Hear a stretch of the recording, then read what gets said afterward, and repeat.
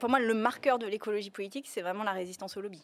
Enfin, je veux dire, c'est ce qui marque l'écologie politique. Et vous pensez que c'est vraiment potentiellement possible? Enfin, mais bien typiquement, sûr, mais c'est pas que la question, c'est même pas que ce soit possible ou que c'est pas possible, c'est qu'on doit le faire.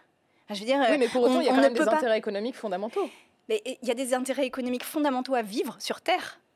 Le jour où on vit plus sur Terre, comment on fait? Et imaginez tous les travailleurs qui vont venir péter des tout câbles. ça, c'est pour ça qu'il faut un système social, c'est pour ça qu'il faut accompagner les travailleurs qui vont soit perdre leur emploi, soit auront peur de le perdre. C'est pour ça qu'il faut réorienter massivement l'économie, c'est pour ça qu'il faut encadrer le capitalisme, voire le faire chuter. C'est pour ça qu'il faut limiter et vraiment sortir du libéralisme tel qu'on l'a actuellement. Et c'est pour ça qu'il faut un État social fort, un État social et écologique fort. Voilà. Et là, on n'a pas tellement de choix. Enfin, je veux dire, on peut se dire...